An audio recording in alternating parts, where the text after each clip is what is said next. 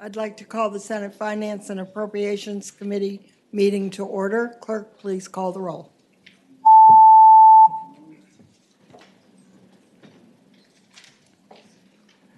Madam Chair, you have a quorum. Thank you. I do want to remind the committee that our budget requests, many of which went along with legislation, totaled more than $18.8 billion, and $9.8 billion of that was in tax relief alone. Clearly, we have some very difficult decisions ahead of us because we're not going to be able to accommodate all or even most of these requests, and we'll only be able to deal with a select few.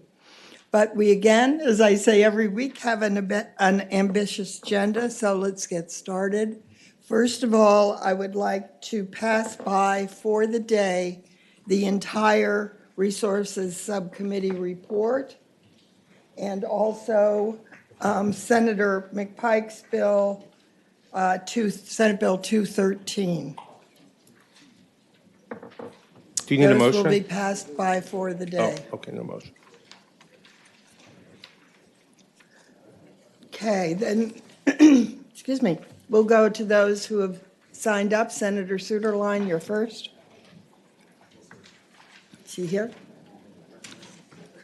Senator Sproul.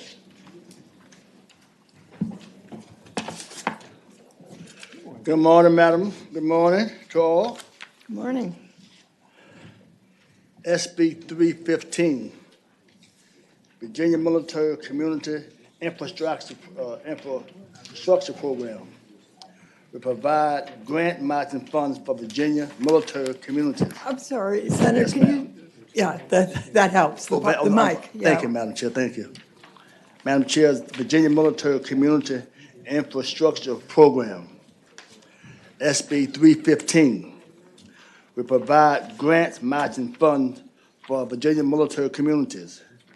Department of Defense and other grants opportunities present infrastructure resilience and funds possibility for Virginia military communities. Most grant opportunities require matching contribution and ability to meet matching requirements from 10 to 50%, prevents most localities from pursuing grants opportunity. VMCIP is an investment vehicle with a certain positive return.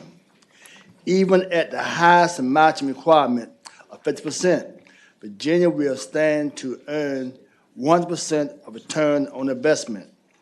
This program directly supports the Virginia Coastal Resiliency Master Program. Madam Chairman, I do have one speaker here, I believe, Mr. Ward is here, I believe. Yes. If he's not, He's not Jonathan here? Ward, yes, ma'am. That's what it does. Okay, thank you. Are there any questions on the bill? Would anyone on Zoom, I guess, desire If there's to anybody speak to this? on Zoom who would like to speak to this bill, please raise your hand electronically. There is one, Madam Chair. Okay.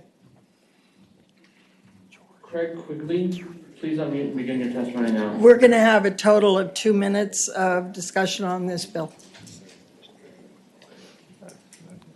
Yes. Please unmute yourself and go ahead. Good morning. Good morning, Madam Chair, members of the committee. Thank you for the opportunity to speak in support of Senator Sproul's bill. My name is Craig Quigley. I'm the Executive Director of the Hampton Roads Military and Federal Facilities Alliance. We exist to attract, retain, and grow federal facilities to Hampton Roads. Senator Sproul's bill sends a very powerful signal to all of the military installations in the Commonwealth that Virginia is sincere in supporting the presence of those installations. They make a huge difference in the economic health of the Commonwealth, and I urge this bill to be passed. Thank you for the opportunity to speak. Thank you. Is there discussion on the bill? Is there a motion on the bill? Madam Chair, Yes, Senator. Hanger. Thank you, thank you. Just wanted to be clear, I noted that there's $10 million in the introduced budget for this. Just want to be clear that if we pass this bill and establish the fund, that it would be at the discretion of the budget, how much we actually put in that fund? Yes. Okay, I move that we report the bill. It's been moved and seconded that Senate Bill 315 be reported. Please record your vote.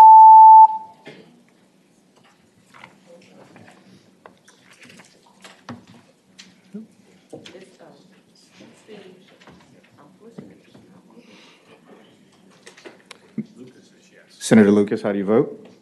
I vote yes, my button just not moving. Yes, ma'am. Your vote will be noted. Ayes 15, no 0. Ayes 15, noes 0. The bill is reported. Thank you, Madam Chair. Thank you.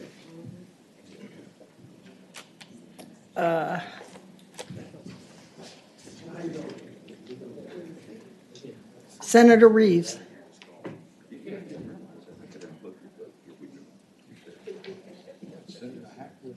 Well, I've got him in line here. Senator Lewis.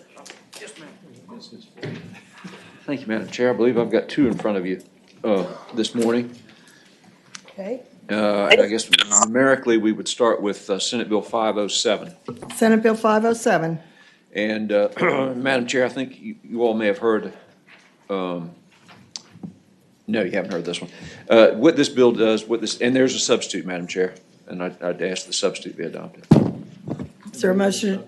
It's been moved and seconded. The substitute be adopted. All in favor, say aye. Aye. Opposed? So what this substitute does, Madam Chair, members of the committee, is mandate, beginning July 1, 2023, for service on or after July 1, 2023, that localities that have adopted or that have this multiplier. In 2007, we adopted a multiplier. We gave it to the state police at 1.85 retirement multiplier, and we gave it to the sheriffs at 1.85, but we made it optional to the localities for other hazardous duty employees, in particular the sheriff's deputies. So now there are 120 sheriff's departments, 64 have this 1.7% multiplier. The rest have adopted the 1.85 multiplier. And so what this bill seeks to do is equalize this out so that deputies are treated like all the other law enforcement officers that have the 1.85. This came to me from my sheriff, who has the 1.85, but was concerned about his employees who had the 1.7, and he didn't think it was equitable or fair. And looking at it, it certainly doesn't appear to be that way. And so that's what we're trying to do. And hopefully, I can give you an example. I know VRS is here that can speak to the average cost to the folks who are at 1.7 if we bump them up to 1.85. The effective date at the request of VRS is July 1, 2023. And I think that's the bill, Madam Chair. And again, VRS is here that can probably offer some greater insight to the projected average cost. Would VRS like to speak to this? Thank you. Thank you, Senator. Trish Bishop with the Virginia Retirement System. We don't obviously take any position on this bill, but the average cost increase would be about 0.36% of payroll for the employers who have deputy sheriffs who are not currently covered by the 1.85% multiplier. Sure thing. Thank you. We adopted the substitute. Yes, we have adopted the substitute. Madam Chairman, I'd move to report. I think while there is an incremental cost, that this clearly is an equalization issue, and if there was ever an atmosphere where we ought to be encouraging law enforcement support.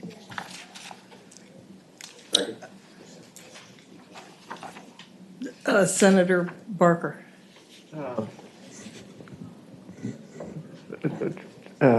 Would VRS come back up here?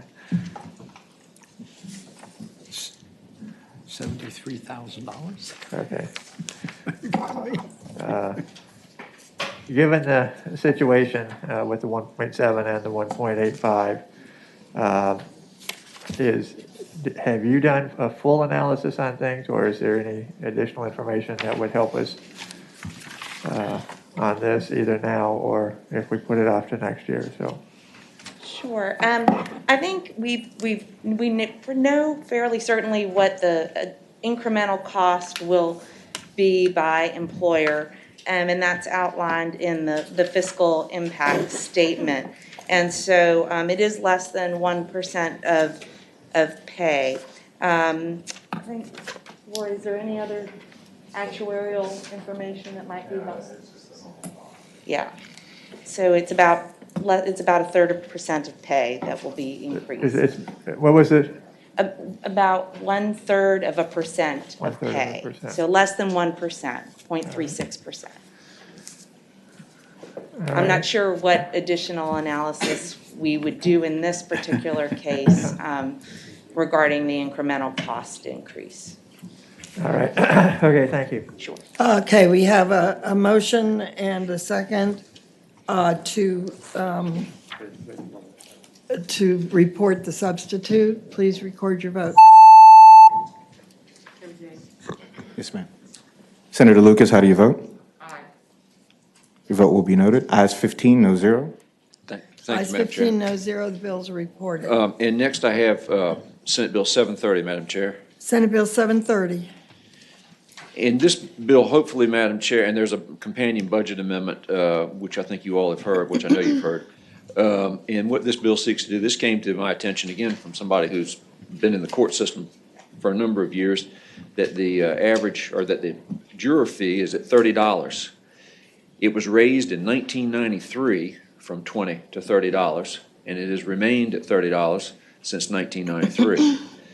And so what this means is, if you're a working man or woman, and you get called in for jury duty, and you have the misfortune of winning the lottery and being selected for the jury panel, you're there for a day, 1 day, 2 days, 3 days, 4 days, who knows, and it's at $30 a day. And so we thought it appropriate that, again, to begin the discussion on how we raise this. I understand that the federal rate is only $50 for federal juries, and that may be back of the envelope analysis may be one of the highest rate for state jury duty as well. But in any event, clearly I think it's appropriate for us to move from $30 after 27, 28 years. And again, there is a budget amendment. There, of course, the fiscal impact is before you as to what it would cost to go to $100 a day. I think the budget amendment was for $1 million because we had a difficult time getting our arms around how much it cost and where the money came from. But finally, with the help of staff, we figured something out. So that's the bill. It's pretty simple, Madam Chair, and I just want to make it part of the budget discussion this year if I can, because clearly I think it needs to be changed. Are there questions for the patron? We've already had public hearing on this in the judiciary, so we won't take any now. Is there any discussion? Is there a motion? Madam Chair? Yes, Senator Barker. Yes, I'll make a motion to increase it from $30 to $50 now. And then that would put us on a path to try to do it, and would also equalize it with the federal there. So, and Thank you, Senator Barker. given all the bills coming through that have fiscal impacts and, the issues related to tax relief, we got to tighten up a little bit on things here, I think, to make sure that the budget it will be balanced. So the amendment is to increase by $20 to $50. Second. It's been moved and seconded. All in favor of that amendment, please?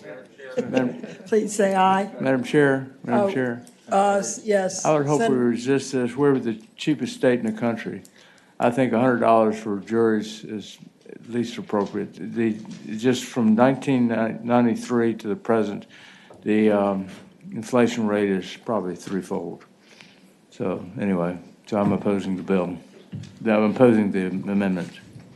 Okay, all in favor of the amendment, please say aye. Aye. Opposed? No. I believe there are 2 noes and the ayes have it. Okay, now on the bill itself. It's been moved and seconded that Senate Bill 530, be reported as 7:30. Sorry, 7:30 be reported as amended. Please record your vote. Ayes 15, no zero. Ayes 15, no Thank you, Madam zero. Chair, and thank Bills the committee. reported.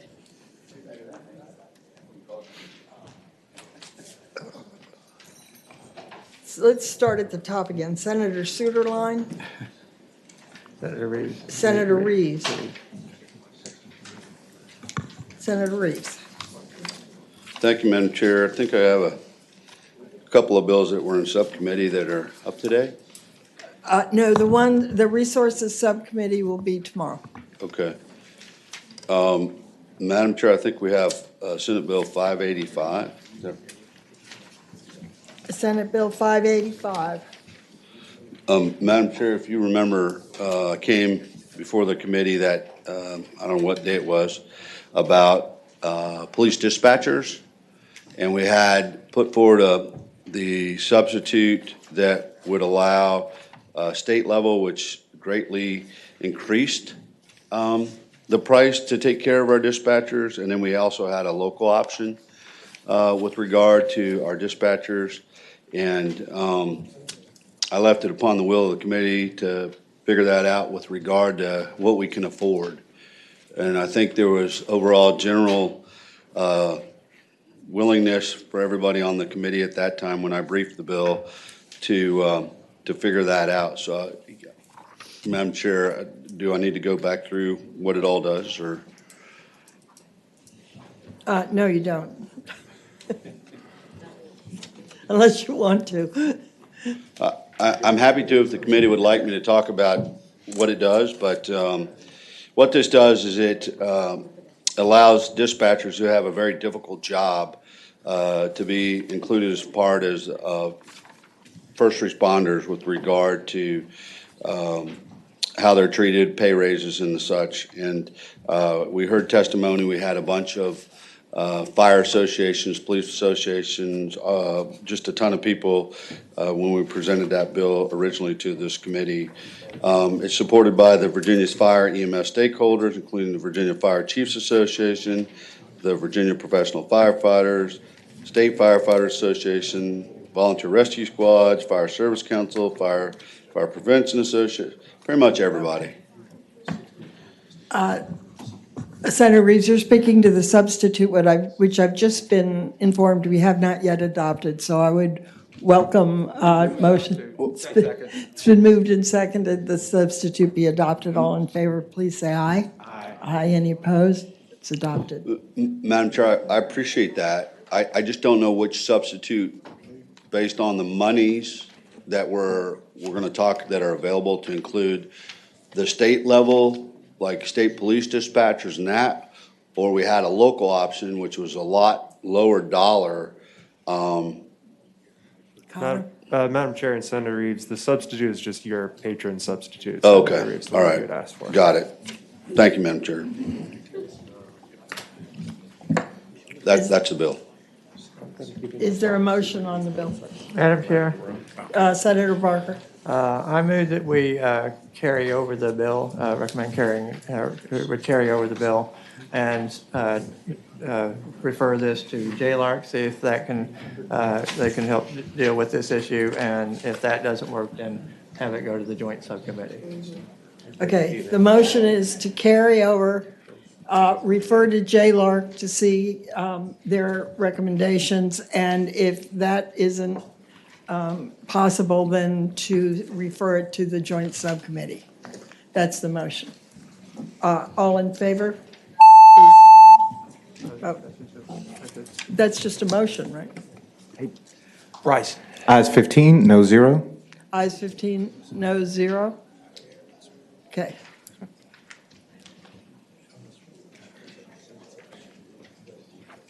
Thank you, Madam Chair. I think I have some subcommittees, but we'll take care of that later. Is that right? Yeah, that's right. Thank you, Madam Chair.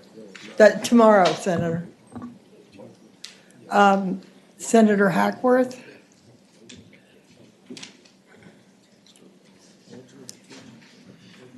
Good morning, Madam Chair, members of the committee. This Good is morning. Senate Bill 17, our second time around on this one, and we've worked with staff. I think the first time that we presented this, it had VRS requirement that was going to create a fiscal impact on the budget that the committee had some issues with. So we've worked with staff. We have an amendment in the nature of a substitute. Okay, can I have a motion on the amendment in the nature of a substitute? It's been moved and seconded that we adopt the amendment in the nature of a substitute. All in favor, please say aye. Aye. Any opposed? Okay.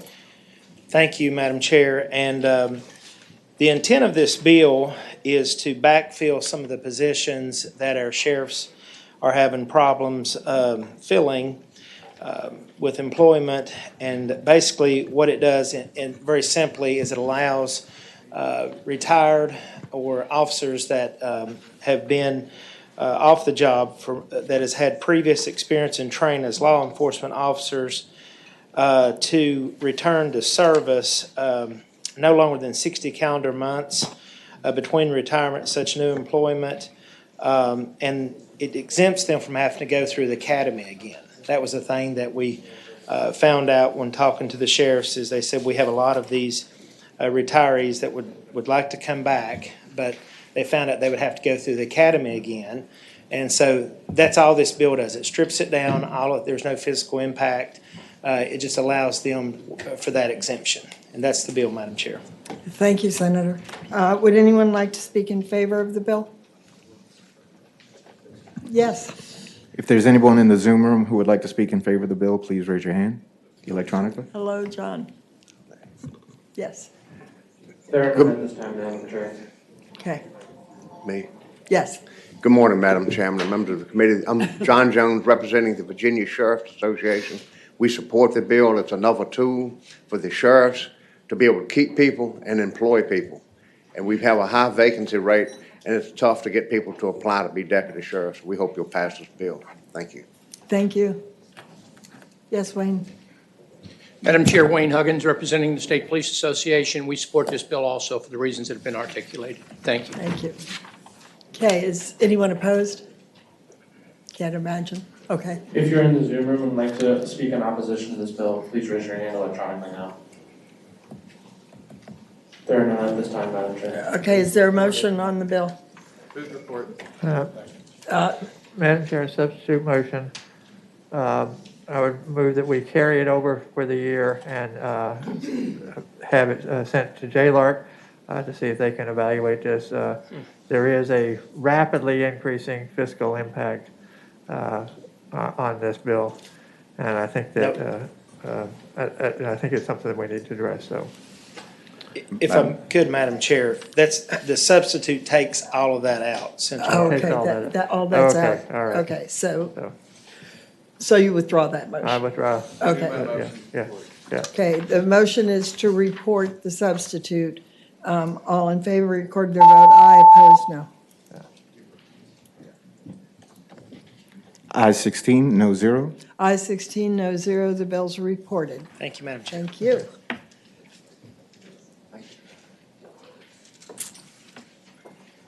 I keep looking at who's signed up, and I see Senator Boysko. Senator Boysko. Thank you, Madam Chairwoman. I have SB 703. 703. That 703 would reorganize the Information Technology Advisory Council, or the ITAC, and enable future use of the Virginia Technology Infrastructure Fund. The General Laws and Technology Committee amended the bill to align it with the House counterpart, and I am carrying this on request of the Virginia IT Agency with the support of the administration. The bill generated a small fiscal impact, as each legislative member participating in ITAC is compensated per meeting, and that compensation would need to be paid by the clerk's office. VITA will do an interagency transfer to the clerk's office for their as necessary compensation for the House and Senate members of ITAC to address the fiscal impact and eliminate the need for a budget amendment. And Josh Hessling from VITA is here in support of the bill, and if you have any specific questions, he's happy to answer. Seems pretty straightforward. Yeah, it does. Are there any questions? Would anyone like to testify on the bill? It's been moved and seconded that Senate Bill 703 be reported. Please record your vote. Ayes 16, no zero. Ayes 16, no zero. Thank The you, bill's Madam Chair. reported. Thank you. Senator Stanley? Senator DeStuff? Morning, Madam Chair, members of the committee. Good morning. We've got Senate Bill 416. Senate Bill 416. And if I may, Madam Chair, I'm going to start this one off with a quick little story about COVID. When COVID hit, we quickly ran out of masks, and we were having a hard time trying to find those masks and appropriate PPE. So what we did from a state level, we asked our local manufacturers to stand up and help with making masks and PPE. Our military did the same thing. Well, I'll give you an example of one of the companies in Virginia Beach, what they did. And we put out the standards that they had to meet. So on masks, they had to meet the ASTM standards. I guess we've already gone through this at one level, so I won't go into massive detail on this. But so our manufacturers spun up. They met the ASTM required standards. And what we found was that they produced enough at the level where in one factory in Virginia Beach was producing over 1 million masks a day. They were meeting in order for the state of Virginia, and they were meeting in order for the Department of Defense. They were filling both orders. They had tested these, and they met the ASTM standards required for masks. And I have those. We can go into the details if you'd like to, but I think we're just hitting the financial side today. But what they found when DOD tested these at the DOD lab, the only ones that met the ASTM standards consistently were the ones that were manufactured in the U.S., specifically in Virginia Beach. So fast forward to about 6 months ago. About 6 months ago, China starts dumping masks into the market at less than the cost of shipping the materials. And we have, I believe, somebody from manufacturing that'll stand up on this. I believe Brett Vassey's here to talk as well today. But where I'm coming with this bill is that we're going to require state agencies to purchase personal protective equipment meeting the ASTM standards. And they've already had the independent labs come in, and they have certification on every one of their masks, every bit of their PPE they require, to show that they're meeting the standards. But when we ask a company to spin up and meet our needs, that we're going to continue to support that company, not just say, hey, we need this, stand up, support it, and then we throw them aside and go back to masks and PPE that does not meet the ASTM standards. Again, I know Brett Vassey wanted to speak on this a little bit as well, but I'm happy to answer any questions and pull him up here. Madam Chair? Yes. I believe Senator this Evan. bill came out with only one negative vote out of general laws being mine. I've consistently voted against it, but I've been concerned with the problem of counterfeiting. And at the appropriate time, I'd like to move to report. Okay. I don't think there's opposition. Is there anyone who wishes to speak in favor of the bill? If you're in the Zoom room and would like to speak in favor of this bill, please raise your hand electronically now. Okay. Anybody in opposition? Were you in?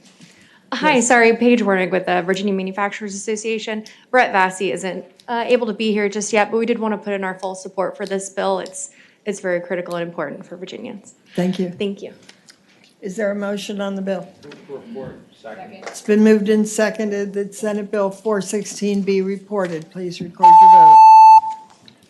Madam Chair, members of the committee, thank you very much. Have a great day. Ayes 16, no zero. Ayes 16, no zero. The bill's reported.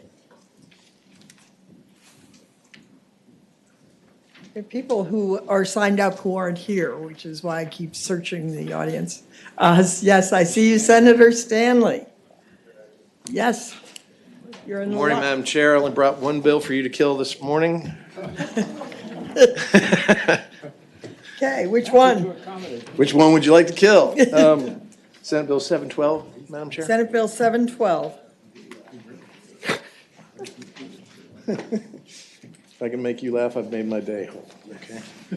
Madam Chair, members of the committee, Senate Bill 712 creates the Department of Regulatory Innovation, which will oversee what is called the Regulatory Sandbox Program, which is also created within this bill. Simply put, it allows an individual or a business demonstrates a product or production method or service, works together with the department itself to obtain only by the approval of the agencies working together that may have regulatory oversight with that product, that innovation, or that industry, to suspend temporarily one or more of the state laws or regulations to allow that innovation to occur, to test it, to see if it's viable, and then ultimately it would be able to bring those innovations to the marketplace in the Commonwealth of Virginia more quickly and more with a better streamline, and basically understanding that in collaboration, we're having our agencies that do the regulatory processes, that have the regulations,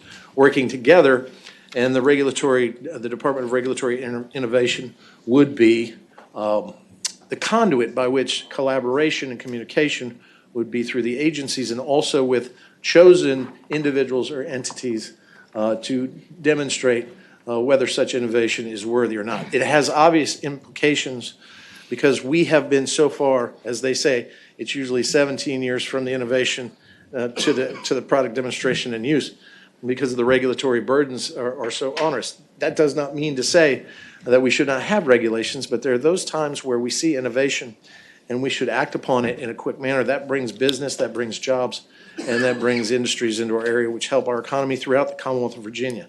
Ultimately, what we're looking for here is the ability to step up like North Carolina, West Virginia have, and be innovators, especially in today's marketplace. We only have to look at the pandemic to see that when we had suspension of the rules, we saw innovation flourish and thrive in the telemedicine and telehealth industry.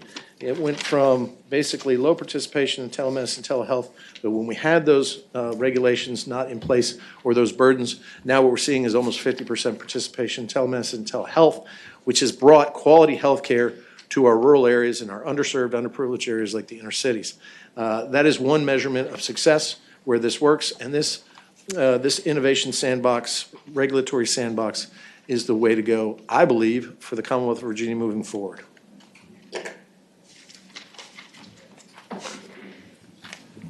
Okay, we've already, in another committee, I believe, had testimony on this bill. We did, right. Are there any comments by members?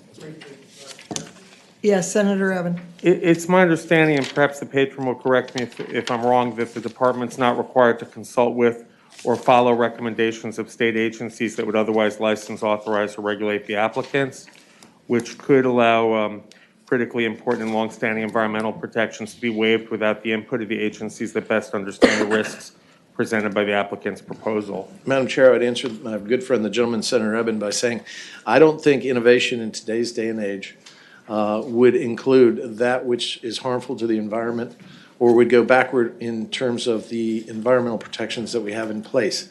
That's not the purpose of the bill.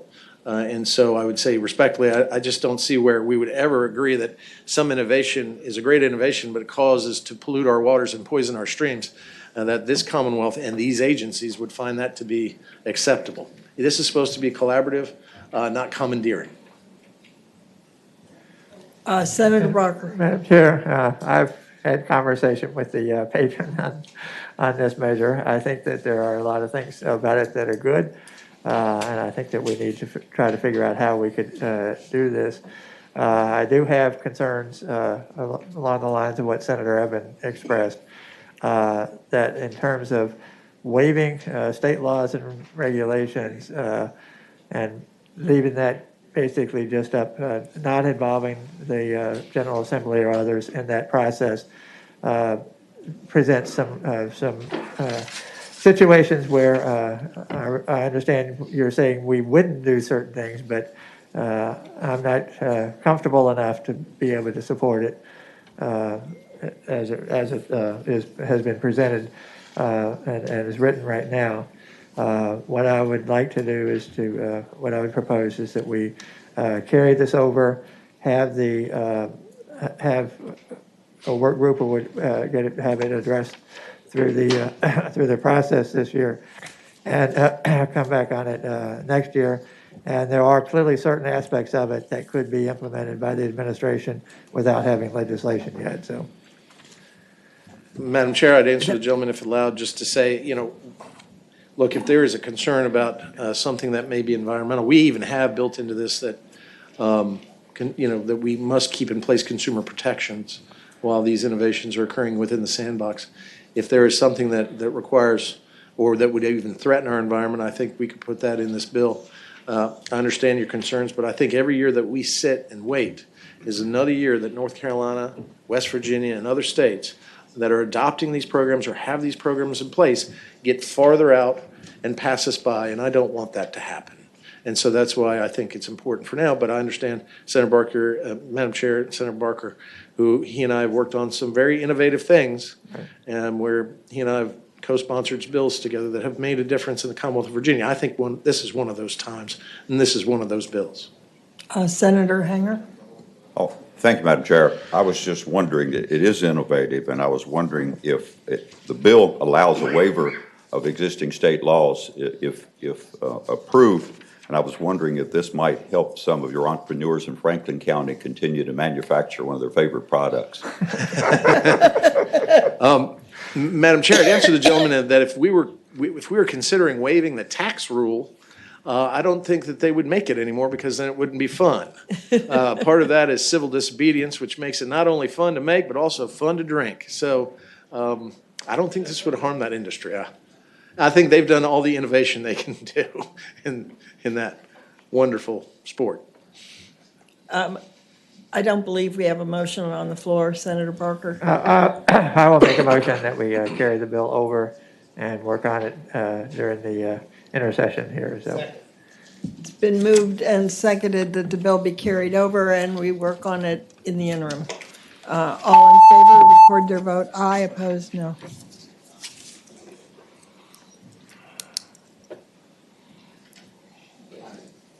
Ayes 10, noes 6.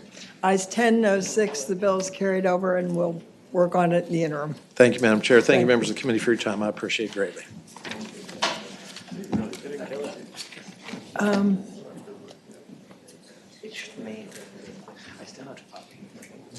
Senator Bell. Thank you, Madam Chair. I have two bills. You want me to just go in order? 256 Yeah, sure. is the lowest one. Senate Bill 256. This bill is sponsors a program that's actually in the governor's proposed budget. It provides $50,000 to recruit qualified applicants for service in the Virginia National Guard.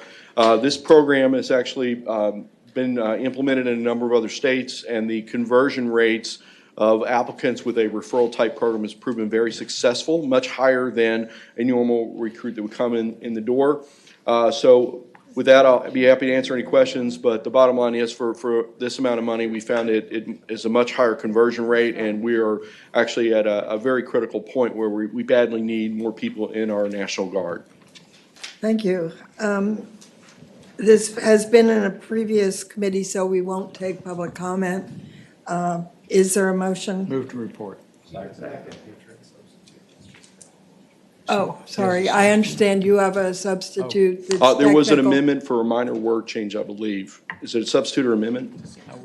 Madam Chair, Senator Bell, it's just a substitute and it's technical. It relocates it from one section to another at the request of DMA. Okay, Senator Norman withdrew his motion to report and moves the substitute. Yes, ma'am. All in favor of the substitute, please say aye. Aye. Okay, Senator, the ayes have it. Senator I Norman. move to report the substitute. It's been moved and seconded that the substitute, that Senate Bill 256 be reported. All in favor, record your vote. Ayes 16, no 0. I-16, no 0. Senator, you have another one? Yes, ma'am. SB 550, please. SB 550. This bill involves the payment of, for subcontractors. This is an issue that's come up, and not from Virginia companies who are general contractors, but frankly from companies of other states who are coming to Virginia to do business and have not been paying their subs. Oftentimes in a project when things move quickly, the owner of the project may tell the general contractor, I want you to change to this on a change order, and there may not be written evidence given to the sub. And in fact, what is happening, these subs are sometimes not getting paid. This clause has actually been in code in North Carolina for over 30 years, and some of the companies that are not paying their subs are from there. We've been working with AGC and others to change and get through this bill. The fiscal impact came back with no budget amendment necessary.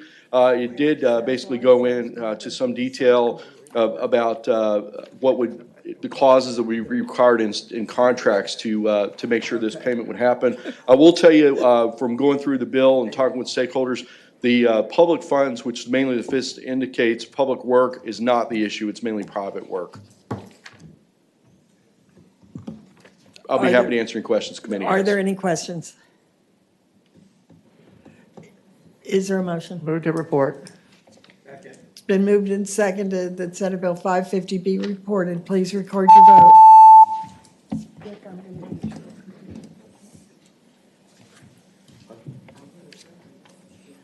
Ayes 11, noes 4. Ayes 11, noes 4. I don't think I have any more, and I thank the committee. Education. All right, I don't see any other patrons who are not on the committee here, so let's hear the K-12 subcommittee report. All right. Yeah, let Tyler can do it. Tyler? Sure. Madam Chair, It's your pink packet. Madam Chair, the first bill is Senate Bill 471, Senator McClellan's related to the literary fund. The subcommittee recommends adopting the subcommittee substitute and reporting the bill. 5 yes, 0 no's. It's been moved and seconded that the substitute be agreed to. All in favor, say aye. Aye. Opposed, no, it's agreed to. And is there a motion to report? Second. It's been moved and seconded that the bill be reported. Please record your vote.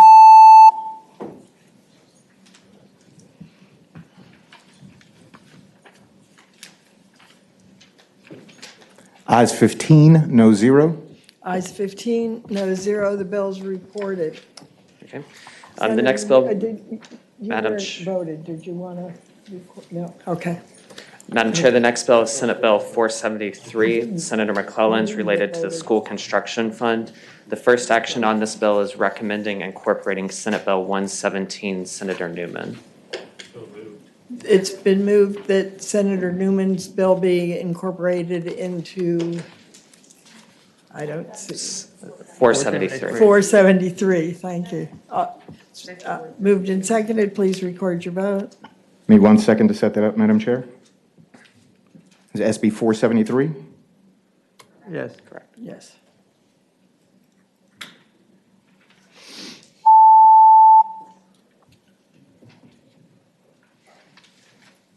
Ayes 16, no 0. Ayes 16, no 0. The bill's incorporated. Okay.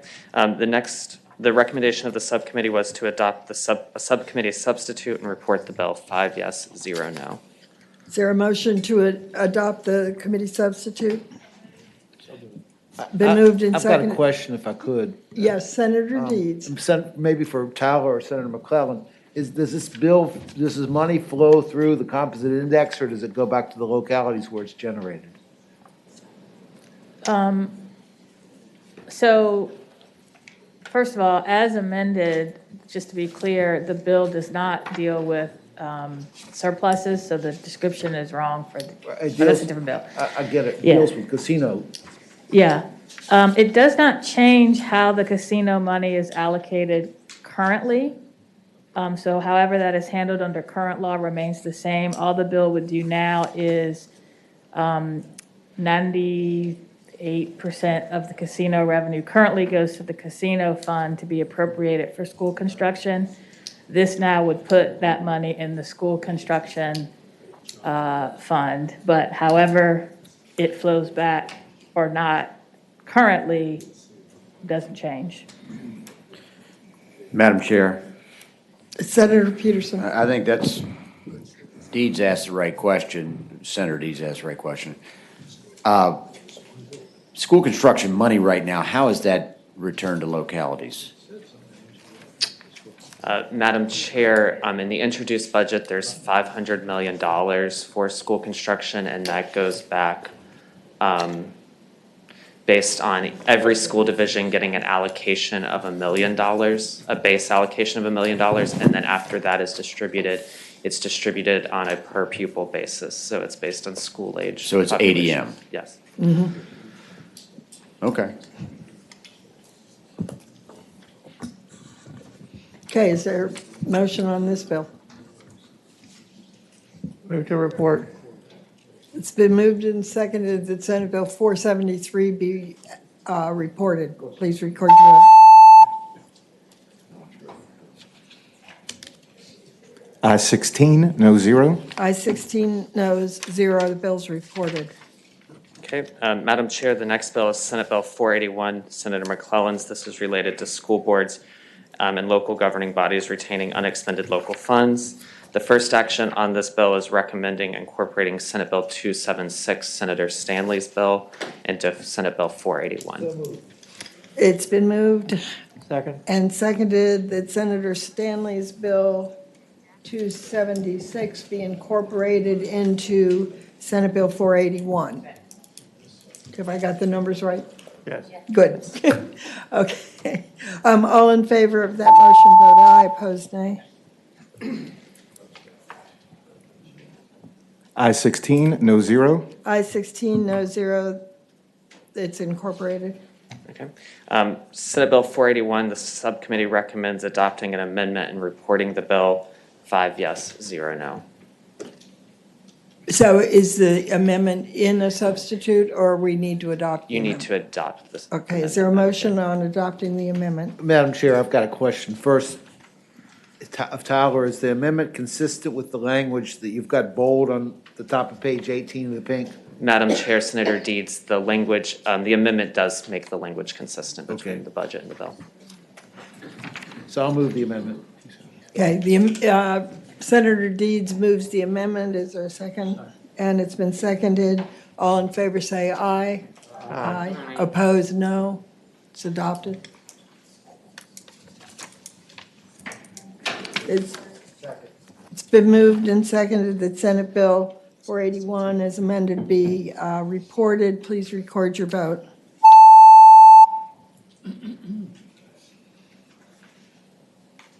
Ayes 16, no 0. Ayes 16, no 0. The bill is reported. Madam Chair, the next bill is Senate Bill 603, Senator Stanley's. This is related to public elementary and secondary school building standards for maintenance and operations. The subcommittee recommends to carry over the bill. 3 yes, 2 no. Is there a motion to carry the bill over? So moved, Madam Chair. It's been moved and seconded that Senate Bill 603 be carried over for the year. Please record your vote.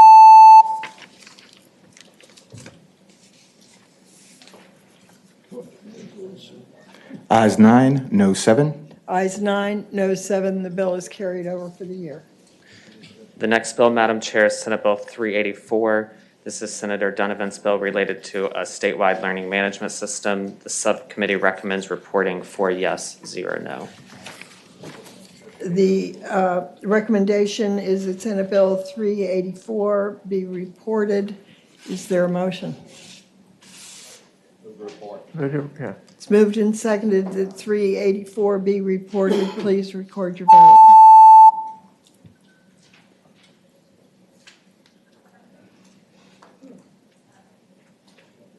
Ayes 16, no 0. Ayes 16, no 0. The bill is reported.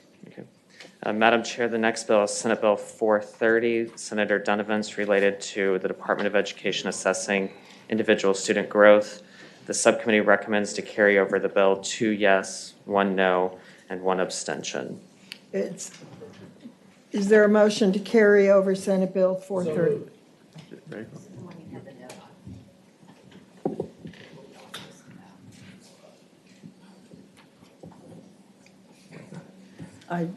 But we have, that's fine. Okay, so we have a motion that House Bill 4, and a second that House Bill 430 be carried over. All in favor, record your vote aye, opposed no.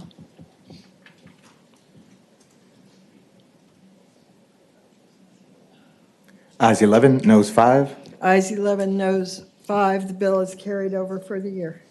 The next bill, Madam Chair, is Senate Bill 72, Senator Edwards, related to establishing the Virginia Museum of Transportation. The subcommittee recommends to carry over the bill 4 yes, 0 no's.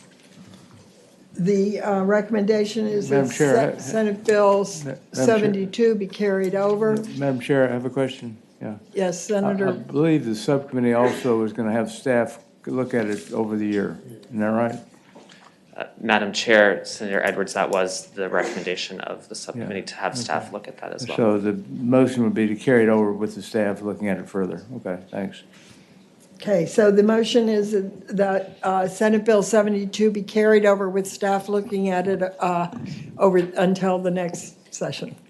All in favor, please record your vote aye, opposed no.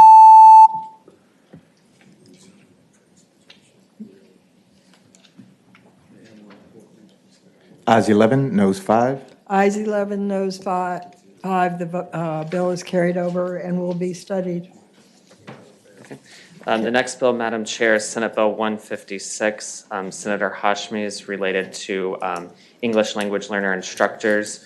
The subcommittee recommends adopting the subcommittee's substitute and reporting the bill 3 yes, 1 no. The substitute conforms the instructional positions to the ones introduced in the budget. Is there a motion on the substitute? It's been moved and seconded that the substitute be adopted. Please, all in favor say aye. Aye. Aye. Any opposed? It's adopted.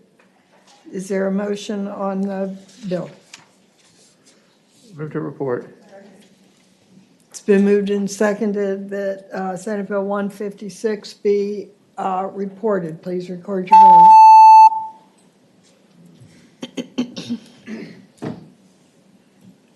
Ayes 11, noes 5. Ayes 11, noes 5. The bills are reported. The next bill, Madam Chair, is Senate Bill 157, Senator Hashmi's, related to competitive compensation for certain school positions. The subcommittee recommends to carry over the bill 4 yes, 1 no, and direct JLARC to evaluate options in their forthcoming K-12 funding study. Senate Bill 157, the recommendation is to carry over with having JLARC look at the issues in their upcoming study. Is there a motion? Motion to carry over and have JLARC evaluate the options.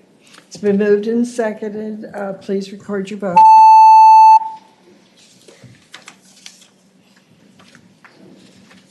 Ayes 15, noes 1. Ayes 15, noes 1. It's reported. So carry it over. The next bill, Madam Chair, is Senate Bill Oh, 239. I'm sorry, it was carried over. I'm sorry. Okay. The next bill, Madam Chair, is Senate Bill 239, Senator Hashmi's, related to including in the standards of learning STEM C. In those standards, the subcommittee recommends to carry over the bill 5 yes, 0 no. It's been recommended that Senate Bill 239 be carried over. Is there a motion? I so move, Madam Chair. Second. It's been moved and seconded. All in favor of carrying it over, vote aye, opposed no. Except it's not working. My apologies.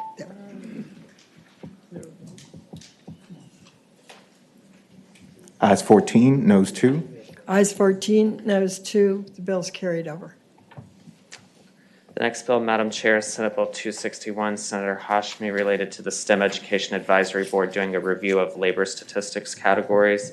The subcommittee's recommendation was to recommend to carry over the bill with a letter directing the VEDP's Office of Education and Labor Market Alignment to study the issue. 3 yes, 0 no. Okay, the recommendation is that the bill 261 be carried over with a letter to VEDP. Is there a motion? It's been moved and seconded. Please record your vote. I 16, no 0. I 16, no 0. Bill is carried over. The next bill, Madam Chair, is Senate Bill 265, Senator Hashmi. This is related to language development and assessment resources for children who are deaf or hard of hearing. The subcommittee recommends adopting the patron substitute, and the bill be reported 5 yes, 0 no. Have we adopted the substitute? No. Okay, is there a motion to adopt the substitute? Second. It's been moved and seconded the substitute be agreed to. All in favor, say aye. Aye. Aye. Any opposed? Okay, is there a motion on the bill? It's been moved and seconded that Senate Bill 265 be reported. Please record your vote.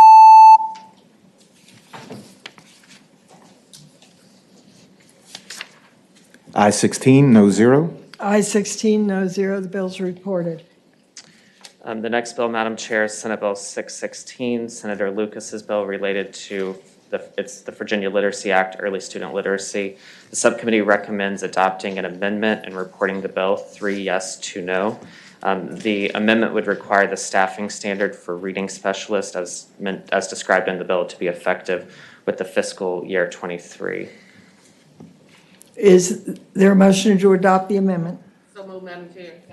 It's been moved and seconded the amendment be adopted. All in favor say aye. Aye. Any opposed? It's adopted. And is there a motion then to report the bill? I move the bill be reported, Madam Chair. Second. It's been moved and seconded that Senate Bill 616 be reported. Please record your vote.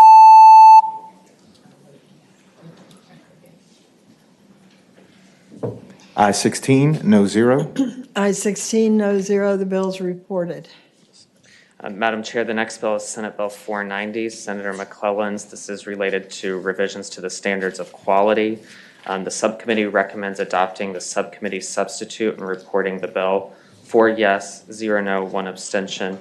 The substitute has a fiscal impact of $55 million in the first year and $56 million in the second year for the 4th specialized student support position. Is there a motion on the amendment? Move to adopt the substitute. Substitute. Okay, it's been moved and seconded. The substitute be adopted. All in favor say aye. Aye. Aye. Any opposed? It's adopted. Is there a motion on the bill? Second. It's been moved and seconded that Senate Bill 490 be reported. All in favor, please record your vote. Opposed, likewise. I 16, no 0. I 16, no 0. The bill's reported. The next bill, Madam Chair, is Senate Bill 529, Senator Reeves. This is related to the Child Care Subsidy Program eligibility for armed force members. The subcommittee recommends adopting the substitute and reporting the bill 4 yes, 0 no. Is there a motion on the substitute? Move to adopt the substitute. The substitute's been moved and seconded. All in favor, say aye. Aye. Any opposed? Substitute's adopted. Is there a motion on the bill?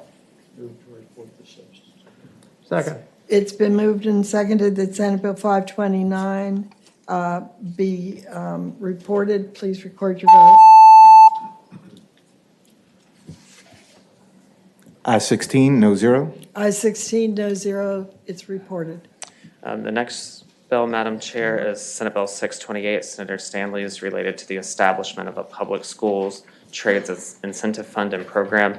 The subcommittee recommends to carry over the bill 3 yes, 2 no. The motion, the recommendation of the subcommittee is to carry over Senate Bill 629 is Is there a motion? Second. It's been moved. Move to carry over the bill. It's been moved and seconded that Senate Bill 628 be carried over. Please record your vote. Ayes 11, noes 5. Ayes 11, noes 5, it's carried over. The next bill, Madam Chair, is Senate Bill 760, Senator Suderlines. This is related to the Department of Education developing a task bank of performance-based assessments. The subcommittee recommended to pass the bill by indefinitely, 3 yes, 2 no. The recommendation is to pass by indefinitely Senate Bill 760. Is there a motion? So moved. It's been moved Second. and seconded that Senate Bill 760 be passed by indefinitely. Please record your vote.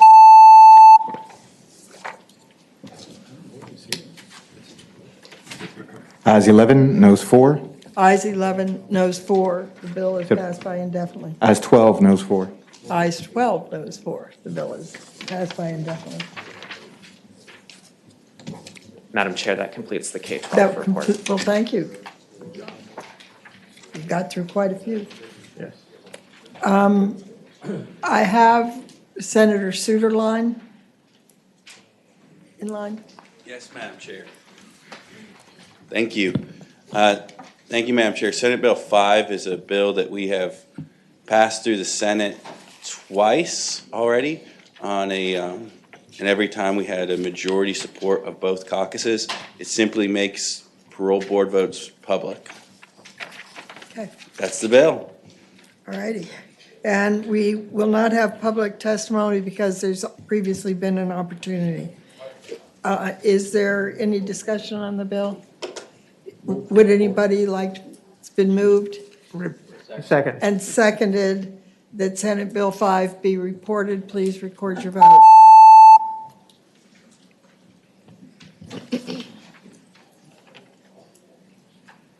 Ayes 13, noes 3. Ayes 13, noes 3. The bill is reported. Thank you, Madam Chair. Thank you, Senator. Senator McDougal? All right.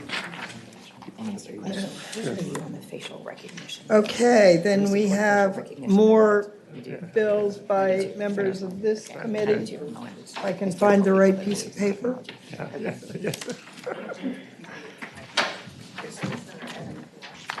Okay, Senator Evan.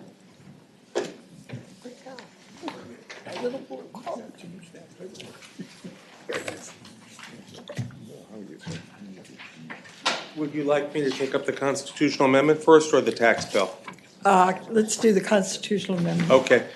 This is a bill that you all saw last year, the repeal and replacement of language in our Bill of Rights that is the only part of the Bill of Rights that restricts individual liberties in contradiction to U.S. Supreme Court ruling of Oberfeld versus Hodges.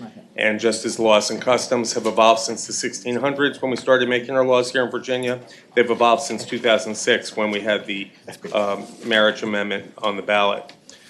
So it's pretty simple. It replaces the ban with affirmative right to marry regardless of gender. And I think Virginia's evolved, people have evolved, public polling has evolved.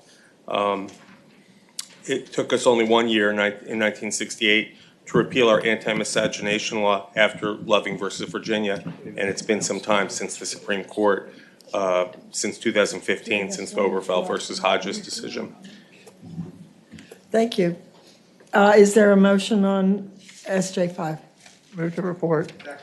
It's been moved and seconded that SJ5 be reported. Please record your vote. Dave. And then there's also just 1 second. Ayes 13, noes 3. Ayes 13, noes 3. The resolution's reported. And then Senate Bill 55, thank you, Madam Chair. Senate Bill 557 just it places it on the ballot mechanically. Is there a motion on Senate Bill 557? Second. It's been moved and seconded that Senate Bill 557 be reported. Please record your vote. Dave, could you vote me yes? Thank you. Ayes 13, noes 3. Appreciate. I won't be trusting him with my proxy in the future. The other bill was a tax bill that the Resources Subcommittee heard last night. Are you ready to take that up, Madam Chair? SB 288. Madam Chair, no, we passed the whole Resources Subcommittee Oh, report by earlier. Okay, thank you. Thank you. Let's see. Senator Edwards, do you have another bill? No. Senator Locke? Thank you, Madam Chair. May I do it from here? Sure. Okay, I have SJ1, which is the second reference for the constitutional amendment, which amends the Constitution to review the qualification of voters and to provide that every person who meets such qualification has a fundamental right to vote. This is the second reference. Are there questions for Senator Locke? Move to report. It's been moved and seconded that SJ1 be reported. Please record your vote.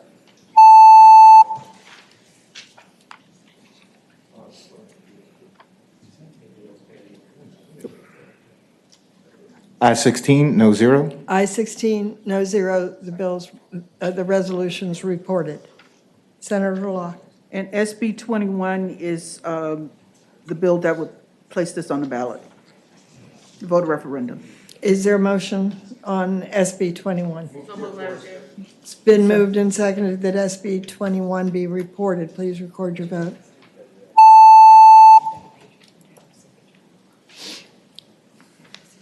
Ayes 16, no 0. Ayes 16, no 0. The bill's reported. Senator Locke. And SB 767 is a bill that addresses, it accompanies SJ1 and establishes, it outlines a process to ensure that individuals who are released from incarceration are able to register to vote upon their release. And it defines incarceration, release from incarceration, and provides a process for the Department of Corrections and the State Board of Local and Regional Jails to transmit to the Department of Elections information related to an incarcerated person and their release dates. And it also has an amendment to it that basically says that it does not go into effect unless the referendum passes. Is there a motion on Senate Bill 767? Second. It's been moved and seconded. The bill be reported. Please record your vote.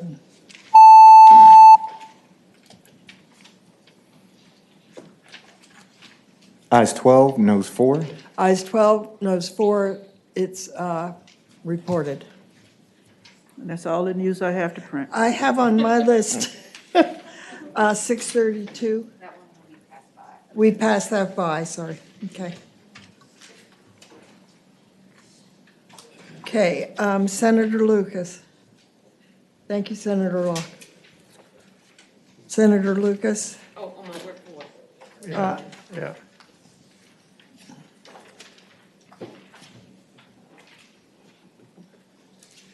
Thank you, Madam Chair. Madam Chair, Senate Bill 661 is Workforce Development Apprenticeship Program. What it would do is require the Board of Workforce Development to revive the apprenticeship program performance in meeting high demand industry needs and make recommendations to the Governor and General Assembly by December 1st for improving performance and creating a primary office for apprenticeship programs. It requires the department to use data from the newly created Office of Education and Labor Market Alignment in developing apprenticeship programs that are based on high-demand industry needs. Madam President, the apprenticeship program offers, as I stated earlier in the week last week, it gives you an opportunity. It's an earn-as-you-learn model that provides a pathway to family sustainability, wages, on-the-job training, and mentors, while reducing the need to take out student loans. And at the same time, job creators get the opportunity to participate in the cultivation of a skilled workforce that is equipped to address the needs of today's economy. And in short, Madam President, this is a win-win situation, and I speak from a personal experience, having gone through an apprenticeship program myself. So with that, Madam President, I move that the bill pass. Madam been Chair, moved. Is there an amendment?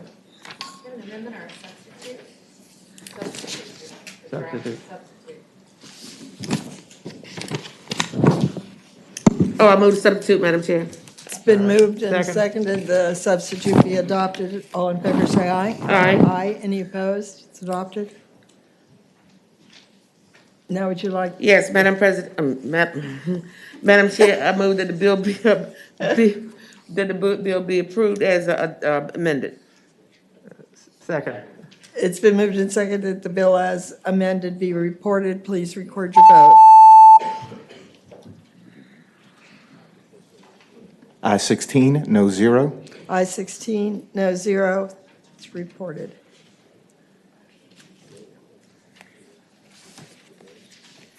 Let's see.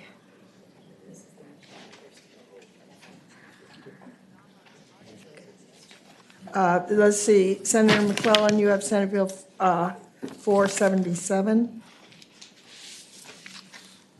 Yes, Senate Bill 477 changes the date of establishment for historic African-American cemeteries that qualify for state funding from those created, I think, before 1900 to those where someone was interred before 1948. This makes it consistent with the date by which segregated cemeteries were outlawed by the Supreme Court. And I move the bill be adopted. Reported. It's been moved and seconded that Senate Bill 477 be reported. Please record your vote.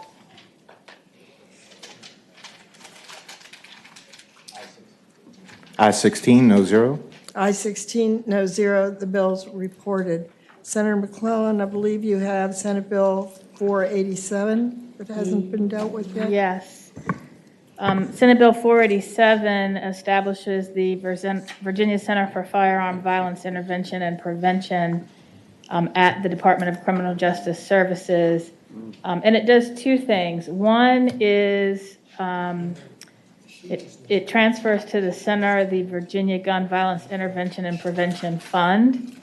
But it also, as this center, would make the center sort of the primary agency and resource for research, best practices, and strategies for the implementation of firearm intervention and prevention programs, including suicide prevention and intervention. It would also bring together and help coordinate the Departments of Health, Social Services, Behavioral Health and Developmental Services, Education and Veteran Services, as well as localities to help analyze, collect, and share data on causes and prevention strategies and best practices. Is there a motion on the bill? I move the bill be reported. Second. It's been moved and seconded that Senate Bill 487 be reported. Madam Chair. Senator Hanger. Thank you, Madam Chair. I've not had an opportunity to look at this closely, but the initiative I do support. Is this similar to a bill that the House is considering right now? There are some differences which we are discussing. The House bill, as it was amended, is simply a fund.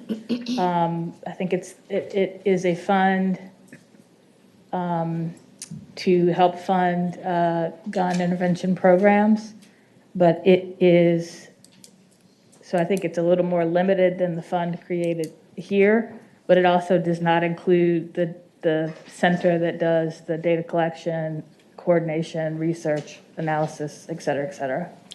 Thank you. Okay, it's been moved and seconded that the bill be reported. Please record your vote.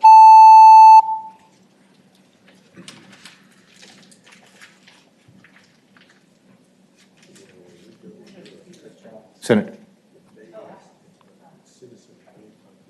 Ayes 12, noes 3, abstentions 1. Ayes 12, noes 3, abstention 1. The bill's reported. Let's see. Senator McClellan, I think you also have Senate Bill 491.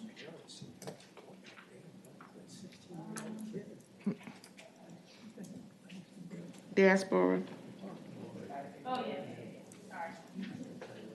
I have this one creates the Virginia African American Diaspora Advisory Board that would help advise the governor and make recommendations around areas of commerce and trade, agriculture, art, education, and government within the African diaspora. I move the bill be reported. Second. It's been moved and seconded that Senate Bill 491 be reported. Please record your vote.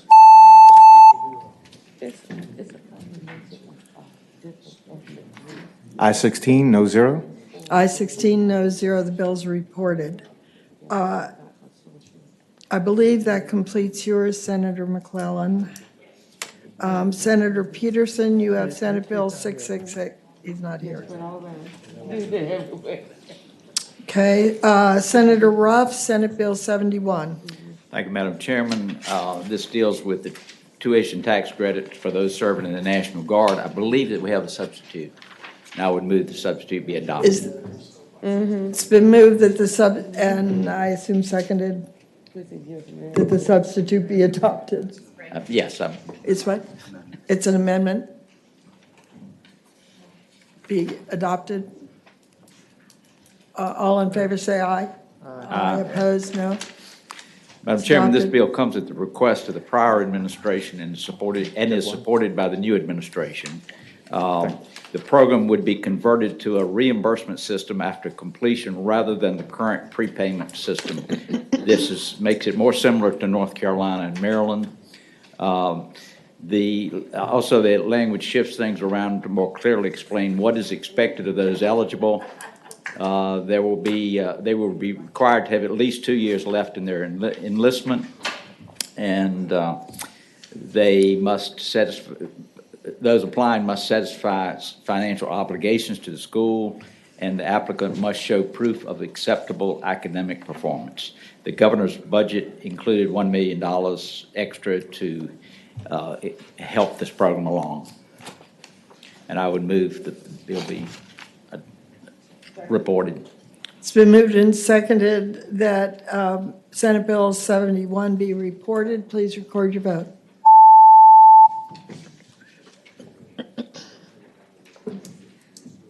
Ayes 16, no zero. Ayes 16, no zero. The bill is reported. Senator Vogel. Thank you, Madam Chair. I have Senate Bill 324. And what Senate Bill 324 does, it adds to the list of exemptions from FOIA information that's related to a person's charitable giving.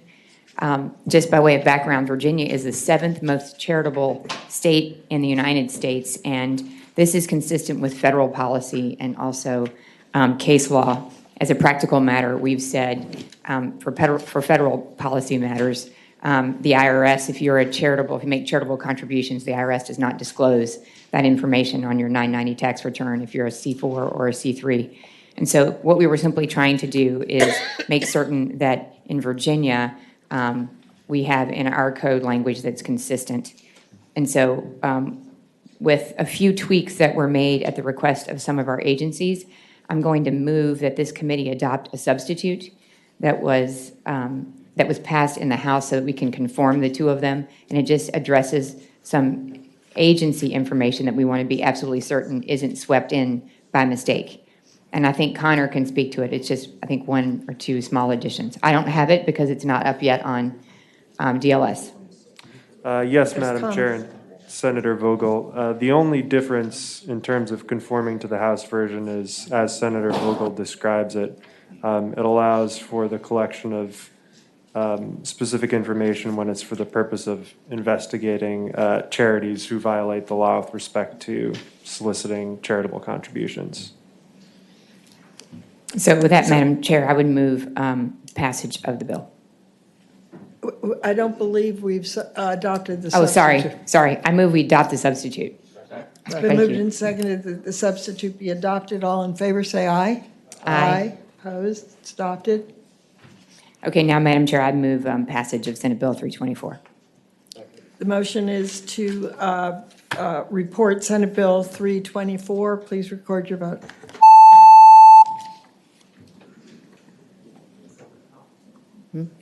Ayes 16, no zero. Ayes 16, no zero. The bill is reported.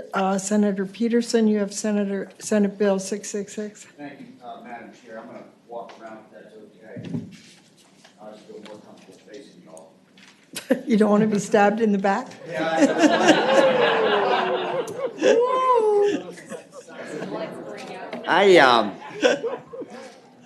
Senate Bill 666 is not a sign of the apocalypse. Hopefully, it's a sign of a revelation. Can I get an amen back there? Okay, amen. All right, this is a bill that basically simplifies our statute on lost profits, and this is in the eminent domain code. If there's a taking of private property, you have a right to what's called just compensation, and there's two buckets that you recover from. One is the value of the property taken, and then the second is what's called lost profits. So if your business is shut down, you have the ability to recover that money. And the best example of where lost profits is different than, say, the value of the property taken is, let's say you have a small family-owned business and there's a highway project taking place in front of the business, let's say Route 1 in Prince William County, for example. And so those projects go on for months, if not years. And as a result, the business basically has no business. They lose 90% of their business. You can't park, you can't walk in. And they still have to pay rent, they still have to pay utilities, they still have to pay their mortgage and everything. And so lost profits is a way of compensating them in that case. That's the current law, and that was part of our constitutional amendment in 2013, which my colleague Deeds and I voted for. Okay, what if it's a small, let's say small, minority-owned, women-owned business? Let's say a Subway sandwich shop. And typically what happens in that case, it's either owned through a PC or an LLC. And so what the owners will do is the revenue that they collect, they'll pay their employees, they'll pay their rent, and then they'll pay themselves a salary, so they don't get double taxation.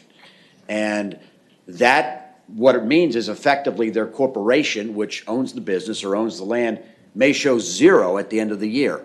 So the business gets shut down, they call Chap Peterson or whoever and say, hey, do I have a claim here?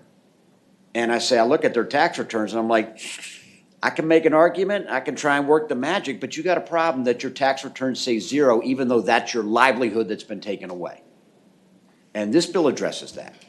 And I think that was always the intent of the law, and quite frankly, when I negotiate with VDOT or when sometimes a judge will give you a bit of leeway, but this just makes it clear that juries and fact finders and judges have the leeway to look at lost profits in a more holistic way. Now, the Attorney General's office, and I've got Josh in the back here if he could come forward, was a very little bit creative, saying they need 5 to 7 attorneys to deal with that. And I think what happened was someone pushed print and they took the readout from the 2013 opposition to our 2013 constitutional amendment and printed it out by mistake and attached it to my bill, because it's not going to take 5 to 7 attorneys. This happens right now.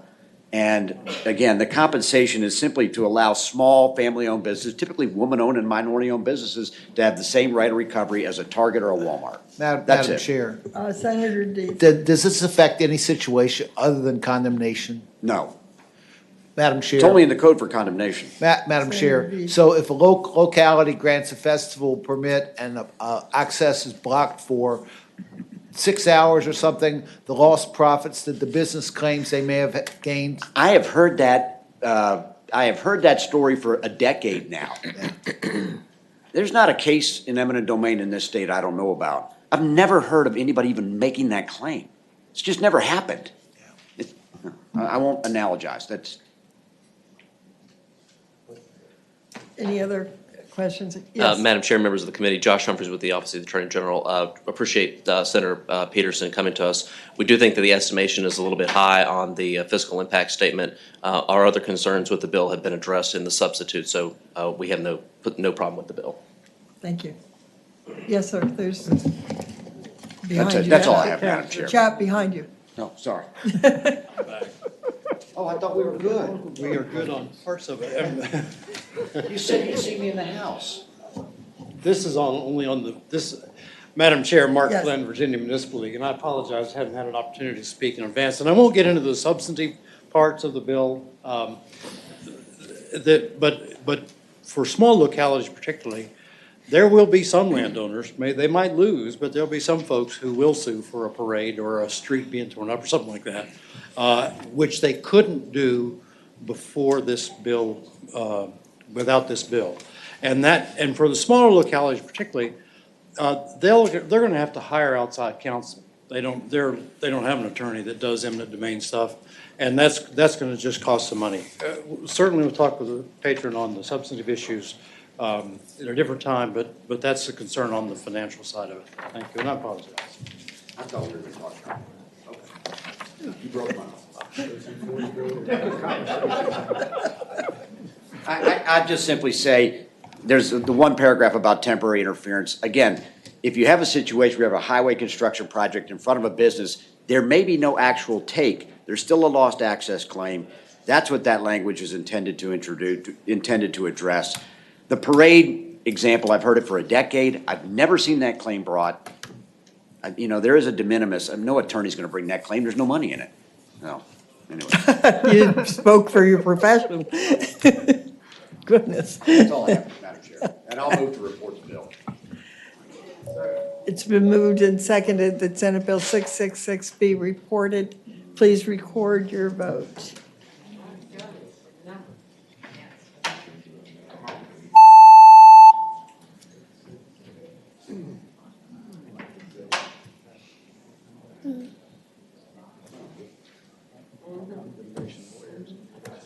Ayes 12, noes 4.